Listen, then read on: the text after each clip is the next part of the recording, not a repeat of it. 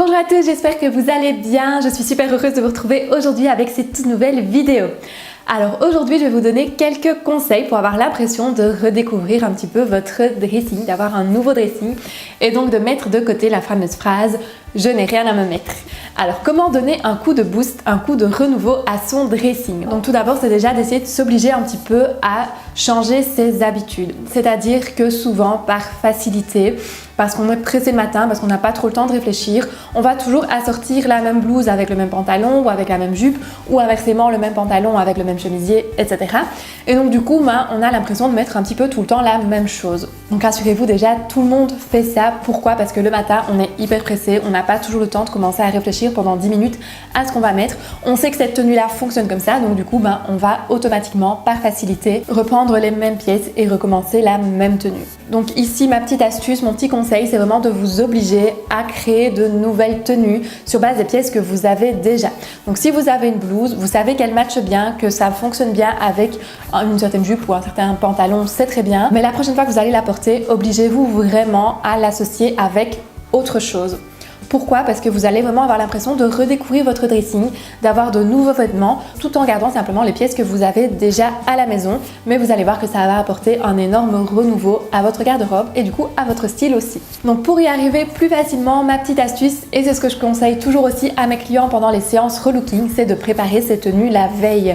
Pourquoi? Parce que la veille, on peut se dire qu'on a 10 minutes, un quart d'heure, 20 minutes ou plus si on le souhaite, pour vraiment pouvoir préparer sa tenue, pour pouvoir y réfléchir et du coup pour éviter de tomber dans la facilité. Vous allez voir qu'en préparant votre tenue la veille, ce sera beaucoup plus facile parce que vous aurez l'esprit vraiment focus uniquement là-dessus, pas sur autre chose, pas sur le petit déjeuner à préparer, sur se dépêcher pour ne pas rater son train, son bus ou d'être à l'heure pour le boulot ou l'école ou que sais-je. Ici, vous avez vraiment un quart d'heure rien que pour vous, pour réfléchir à ce que vous allez porter le lendemain et ça va vous permettre aussi de pouvoir mieux finaliser votre tenue.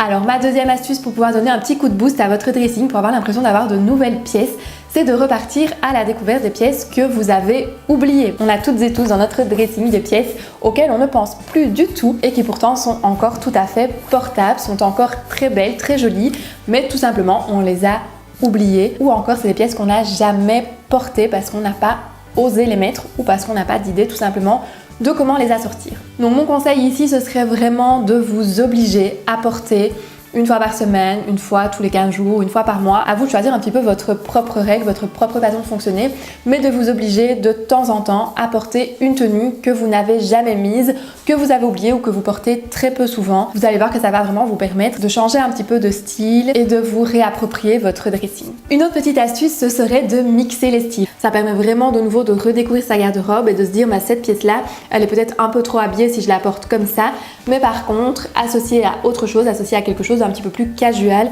je pourrais très bien la porter dans la vie de tous les jours. Pour vous donner quelques exemples, imaginons une petite robe qui de base est plutôt chic, plutôt habillée, mais plutôt que de la porter avec des talons, on va la porter avec une petite veste en jeans ou un petit perfecto et des boots ou des baskets, suivant la saison, suivant l'humeur, et vous allez voir que ça va directement faire un autre look.